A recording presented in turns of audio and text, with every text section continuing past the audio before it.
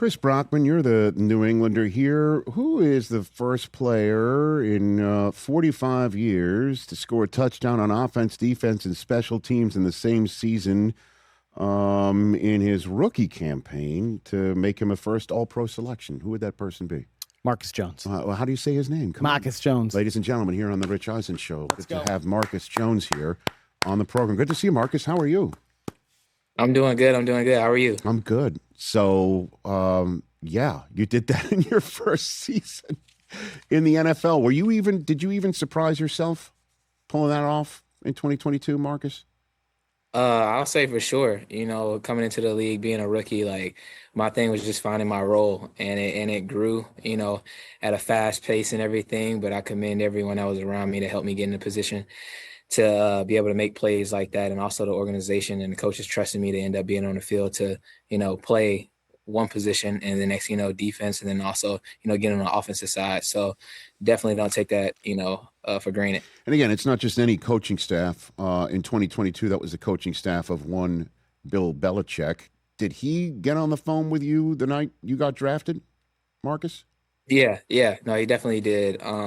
Just being able to hear RKK voice and then also Bill Belichick's voice, getting drafted, man, it was definitely a dream come true, and being able to be a part of an establishment like this, with the legacy that they have, was something that I definitely was like, man, it's crazy to end up being in the position that I am, and I try to take advantage of that every single day for sure. Yeah, RKK referring to Robert K. Kraft, who everyone knows in the football world. And in terms of that, what was your defined role when you first stepped into New England, Marcus?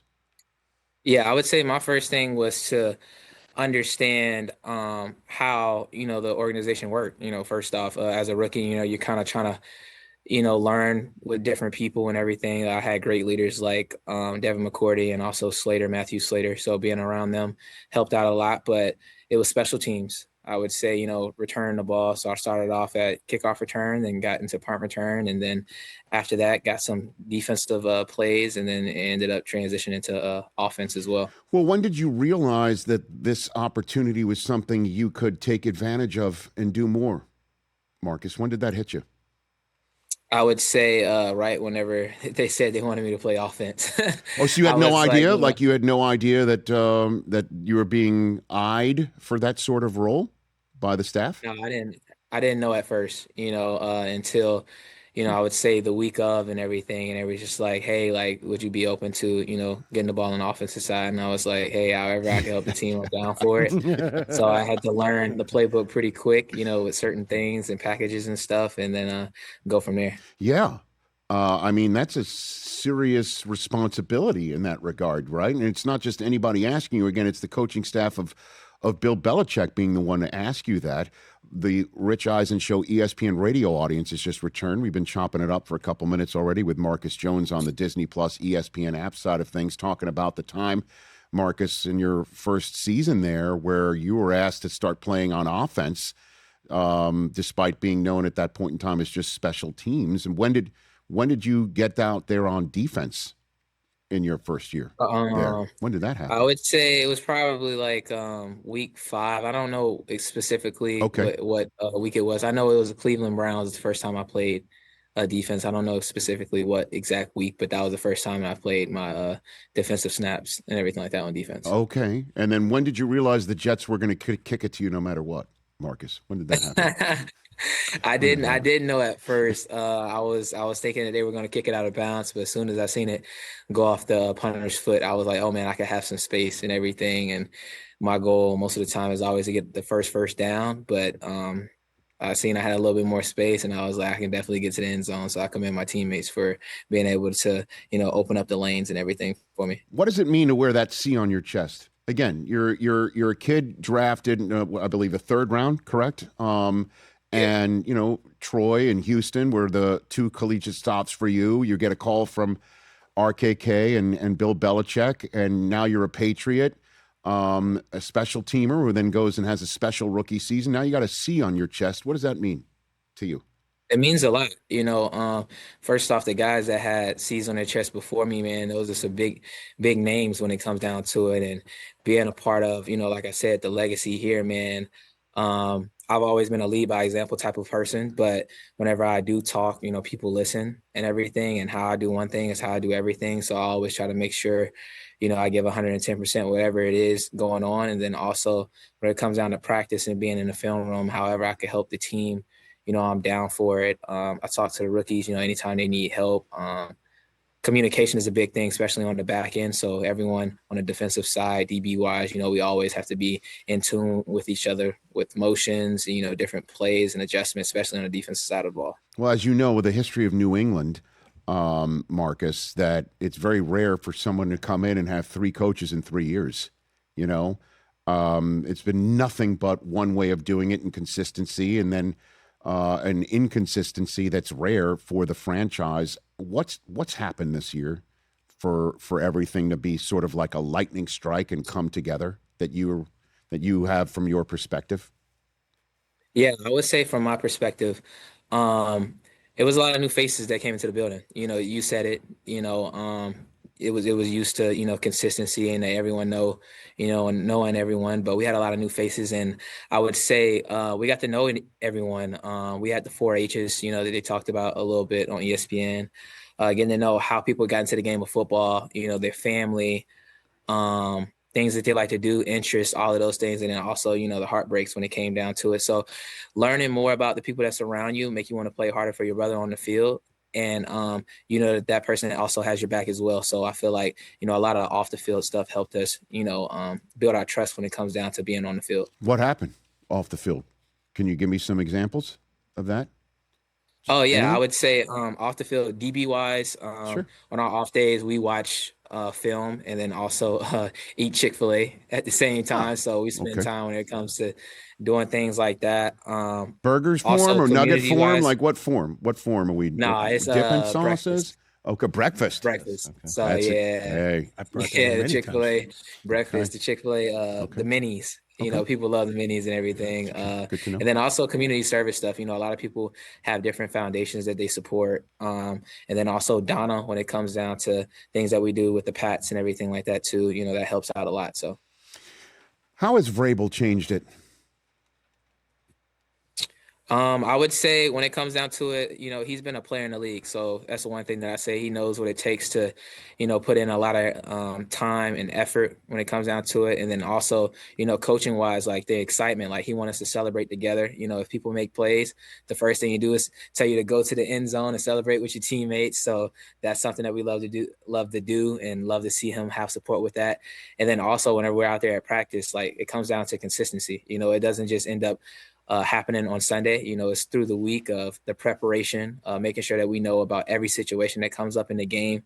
You love to hear that. And then also like keeping us up to the standard, making sure that we always are never complacent. That's something that we have to embrace, and understanding that the hard times ends up coming with great measures, because at the end of the day, like whenever we're playing the way that we need to play and everything like that, we trust in one each other and we see that it works.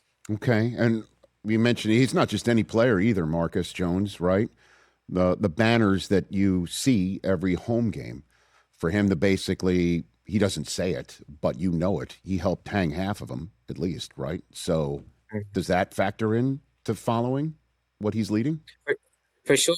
Whenever you have the resume and things like that to where we want to be a part of, you got to listen to that. You know what I mean? Like I said, he understands the effort that you have to put into it, the sacrifices as well. And, having that resume and knowing how to get there and everything like that is something that we love to hear from him.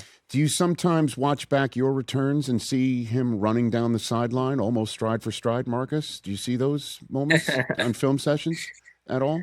No? Sometimes we'll see those things, but most of the time whenever I'm watching a film, I'm seeing, how I kind of set up, and then also, the guys that's blocking for me. That's the things that I kind of, look for, because at the end of the day, it's great to, have the score and everything, but without my guys out there blocking for me, it couldn't happen. I like it. There's no I in Marcus or Jones here on the Rich Eisen Show. That does have two eyes in it. What is it? So walk me through what it's like to, after a win, be welcomed by Mike Vrabel prior to getting back to the locker room. What is that like for you and your teammates, Marcus? Yeah, first off, man, I would say whether it's a win or a loss, he's doing the exact same thing. So it's Okay. not just from the win perspective. But he understands the dedication and the sacrifices that we put into the situation of playing this game. So having his support as soon as we come up in the locker room, it means a lot because at the end of the day, he's up here early in the morning, late at night and everything. He understands, like I said, the practice, the dedication, the sacrifices that we have. So being able to have him as soon as we walk into the locker room and see the support and him, shaking everyone's hands and everything, it means a lot. And before we get to the AFC Championship game itself, let's talk about the quarterback, your quarterback, and Drake Maye. Give me, if you don't mind, a good example, a good story of this year at any point. Could have been OTAs, training camp, during the game where you're like, okay, kid's different. Kid's, more grown up. You got something for me on that front, Yeah, Marcus I Jones? would say seen him whenever his rookie year came in, and as a quarterback, being a part of you know learning new systems and everything. Sometimes it can be overwhelming for certain people and everything. But he was always asking questions to the DBs and stuff like, "Why did you play this like this?" or "Did you see my eyes?" And the constructive criticism when it came down to he's trying to learn coverages of how people are doing things. That means a lot, especially from the quarterback position. And then OTAs, man, the second year training camp, like you could see just the comfortability that he has in the pocket and the confidence. It means a lot whenever you have a quarterback back there with confidence. And us on the sideline, man, wherever he throws, whatever he does with the ball and everything, like we trust him with any decision that he makes. And we've seen it in the growth over time, so I'm happy for him. So he would ask you and your colleagues in the defensive back room for any tips on if he's tipping his throws based on his eye level or eye placement. He was doing that? Yeah, so I would say like anytime that he's asking, the defensive guys like, "Hey, did you see me do this?" or "How can I make this a little better?" or "What coverage were you guys in on this?" He wanted to learn how we kind of do our work on the back end, and that's a great thing to have because at the end of the day, when you're a quarterback, man, you got to learn how to read coverages and everything. So I was just glad to end up, seeing those things because he wants to better himself. And you being a corner, you don't want to be tested, right? Or you do, right? Maybe like throw at me. I've I got do. this. Okay, you do. So him throwing over Derek Stingley Jr.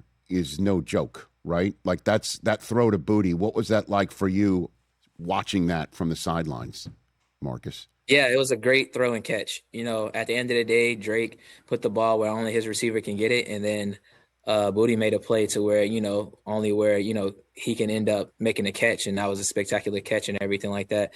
We've seen them make plays and everything like that before, so the chemistry is definitely there, and we were definitely excited about the play. Okay.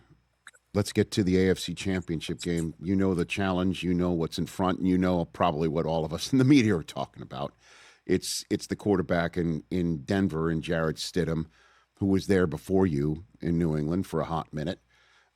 I mean, what can you possibly do to prepare for somebody who hasn't thrown a pass in over 740 days, Marcus? Yeah, I would say the main thing is playing to our identity. We know what our strengths and our weaknesses when it comes down to it. Um, and then also in the National Football League, man, no matter who's back there at quarterback, if you give the person time, they can dice up any defense when it comes down to it. This is a guy that's been part of the league for a minute as well, so he knows his strengths and his weaknesses when it comes down to it as well. So being able to play our football is very important. We want to make sure to disguise and then also, get back to the quarterback and everything like that. So making sure that we're in the right places at the right time is very important. So are you watching 2, 3, 4-year-old cut-ups? Is that what you're watching? A little So bit? we'll see some cut-ups of basically, how he played and everything like that from 2, 3 years ago. And then also at the end of the day, like the guy that's going to be calling the plays and everything like that is going to make sure that he's, prepared when it comes down to it as well. So I bet. What would it mean for you to play in a Super Bowl? Oh, it would mean a lot.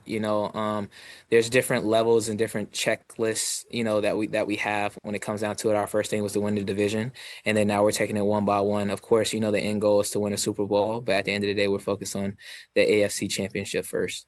Okay. So you've scored on a pick six. You've scored on a return on special teams, right? You scored on offense as well. A catch and run. Can you throw one in too? What do you got? Yeah. Man, Yeah. I would be open to it. You know what I mean? Okay, I'll be sure. open to, trying that out and everything like that. But Do you lobby? I mean, Do you if it lobby for comes- this sort of thing now? Now, I mean, you've got enough time in the league now. You got the C on your chest. Can you now pound the table for yourself, Marcus Jones? I feel like I could, but I feel like Drake got that handled. So I'm gonna leave it to Drake. Okay. I don't know. Sometimes one never knows, however you can pitch in. And it could be a real, obviously, good luck this weekend and a very special week in San Francisco, because I do expect both gentlemen who got on the phone with you on your draft night to be in the Pro Football Hall of Fame on that Thursday before the Super Bowl. Anybody that around there talking about that sort of stuff at all, Marcus? Not too much right now. I can't say too much about Okay. that. But what I will say is that, a lot of importance is going into this game and everything like that. You know how it is, a part of this organization. We keep the main thing the main thing. Absolutely. Marcus, thanks for the time. Really pleasure getting to chat with you and meet with you. My 14-year-old son, Cooper, is a diehard fan of yours and the Patriots. A lot of dad cool points for me to chat with you today. And he would want me to tell you, go ball out, make him happy. For sure. You take No, care. thank you guys for having me and everything. You bet. Hopefully this is the first of many. Marcus Jones here of the New England Patriots prior to the AFC Championship game. Let's go. On the Rich Eisen Show. Another one to root for. Absolutely. Right here. Yeah. Almost like they're a very likable team. Nice. Just the fans. You're Rich. fired up. Just the fans, not the team. You're fired up. Win this game. Go to the Super Bowl. Hang out there. Vrabel wins Coach of the Year on the night Kraft and Belichick get in the same Hall of Fame class. How's that work for you? Where do I sign? It's all sitting there. It's all sitting right there. Sign up for you. It's all sitting right there. That's great. It's I think awesome. that may happen. Hey, you made it all the way to the end. Thanks for that. Check us out every single day streaming live on Disney Plus and the ESPN app 12 to 3 Eastern.